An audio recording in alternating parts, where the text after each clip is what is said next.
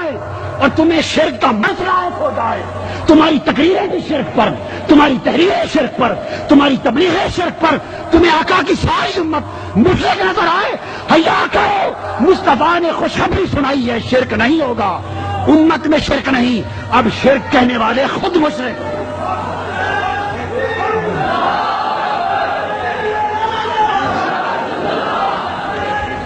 یہاں آپ کے لیے تو اتنی بات کافی تھی، اہل علم بھی ہیں، ایک نقطہ ذہن میں آ گیا، یہاں کوئی اعتراض کر سکتا ہے، تو میں نے چاہا کہ اس کا بھی جواب دیتا چلوں، بعد ازاں پریشانی بازوں کو لاحق نہ ہو۔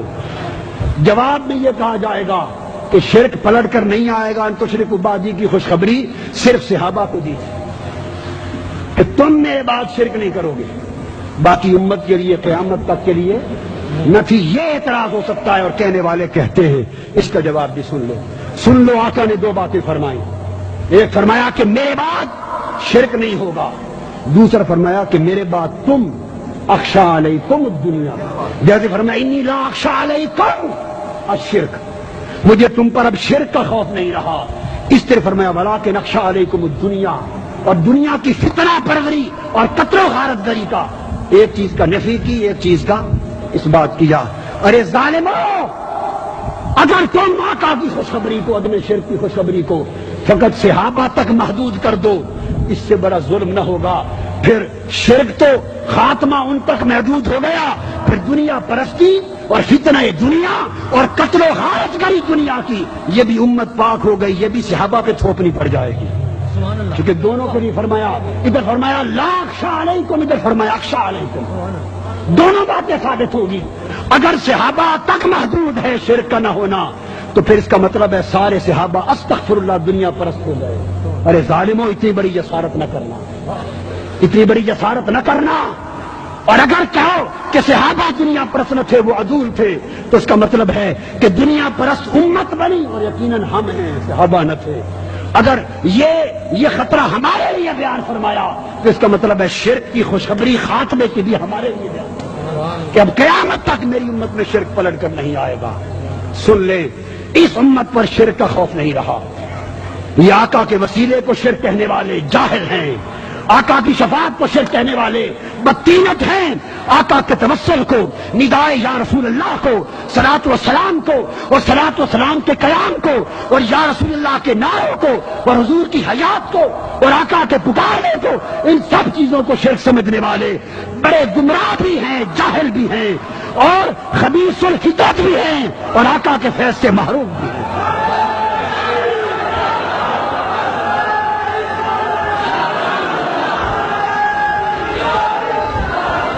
حاضرین، شرک کا خطرہ نہیں رہا تو سوال یہ ہے کہ خطرہ کس چیز کا ہے؟ آج جس کا خطرہ ہے اسی کے خلاف تحفظ کی جنگ لڑنی چاہیے، یہ مقام مصطفیٰ اور نظام مصطفیٰ۔ خطرہ آج امت کے عقیدہ توحید کو نہیں ہے، خطرہ امت کے عقیدہ رسالت کو ہے، خطرہ امت کے عقیدہ رسالت کو ہے۔ توحید شرک کے حملے سے محفوظ کر دی گئی، اب تو مشرک مذہب بھی توحید کی طرف آ رہے ہیں، عیسائی بھی آ رہے ہیں، یہودی بھی، ہندو بھی آ رہے ہیں، اور وقت آئے گا کہ توحید دنیا کا فلسفہ بن جائے گی۔ یاد رکھ لیں، عقیدہ توحید بہت سارے مذاہب اور ملل کے درمیان مابہل اتفاق پہلو ہے، مابہل اتفاق پہلو ہے۔ عقیدہ رسالت اور مقام مصطفیٰ ہی ایک مقام ہے جو مابہل امتیاز ہے۔ توحید مسلمان بھی مانتا ہے اور توحید یہودی بھی مانتا ہے، تو خالی توحید پر مسلمان ہونے کی پہچان نہیں ہو سکتی۔ اگر مسلمانی کی پہچان کرنی ہو تو عقیدہ توحید کی کسوٹی پر نہیں، مقام مصطفیٰ کی کسوٹی پہ کرنی ہو۔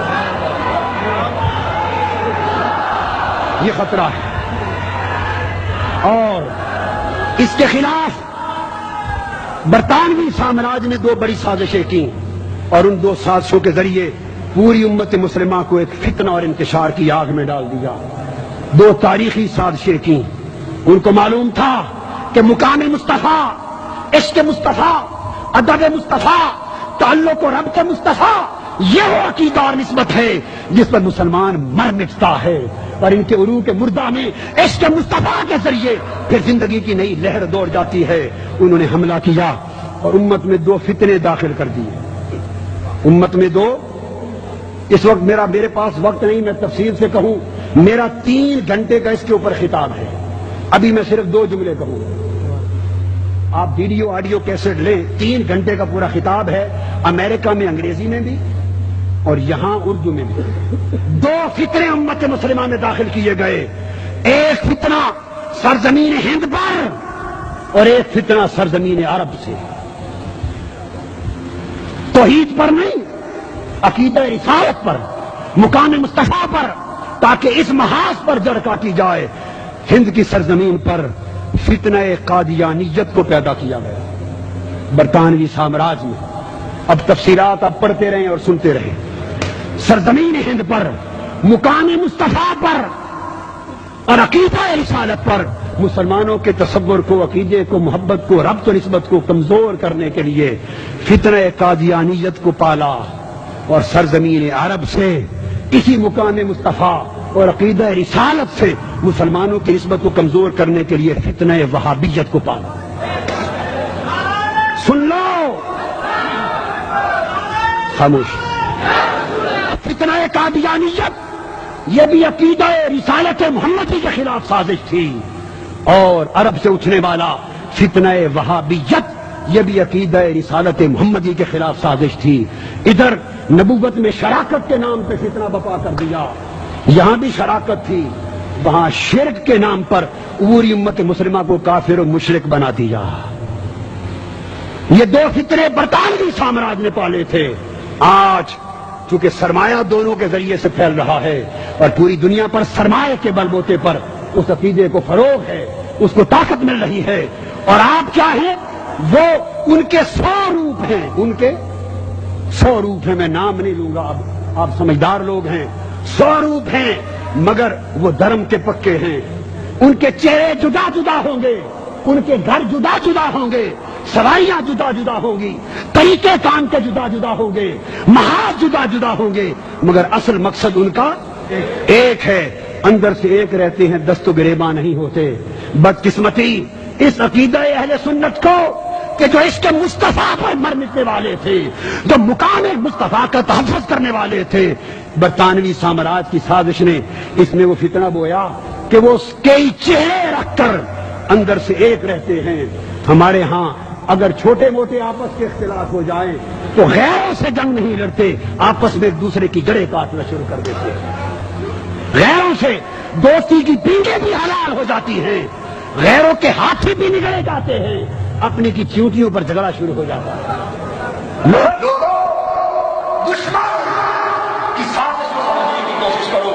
دشمن تمہیں آپس کے اندر اختلافات ڈال کر جدا کرنا چاہتا ہے, تمہاری مجتمع کر کے تمہیں تباہ و برباد کرنا چاہتا ہے.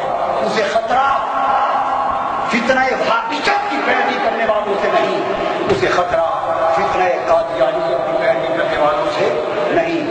دشمن کو خطرہ صرف ان لوگوں سے ہے جن کا سکون گنبد خضرا کے ساتھ ہے, جن کا ایمان, جن کا انسان, جن کا ایمان, جن کا جینا, جن کا مرنا سب کچھ میرا دین بھی تو تے ایمان ہے, ایمان بھی تو تے بیان ہے, جو یاد بھی چھوڑ کے جیتے وسدے ہاسے تے وسدے ناسے, تیری جوک دے آسے پاسے وہ سن دے ہاسے مٹھیاں ڈالی, سونا یار سنے دا ہاسے. ارے وہ لوگ جن کی دل کی تعریف سونے یار سے ملی ہیں, عشق محمد کے سائے میں جو پل رہے ہیں, جن کے خون میں عشق مصطفیٰ کی تپش ہے, ان کو خطرہ فقط انہی سے ہے. ہوشیار ہو جاؤ.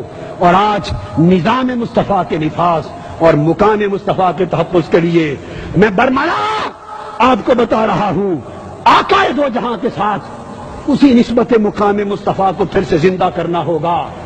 توحید کی بات کرنے والوں اور عشق و ادب رسول کے مظاہر کو شرک کہنے والوں, سن لو, ہم اپنا کوئی معیار نہیں دیتے, سب معیار پھینک دیے. آؤ آج بخاری اور مسلم کو لے کر صرف ابو بکر صدیق سے لے کر جملہ صحابہ کے دیے ہوئے معیار پہ اکٹھے ہو جائیں. بس آخری بات کر رہا ہوں جس پر خطاب اور گفتگو ختم کر دوں گا. یہی مقام مصطفیٰ ہے اور یہیں سے اجرائے نظام مصطفیٰ ہے۔ آؤ ہم اپنے پیمانے چھوڑ دیں،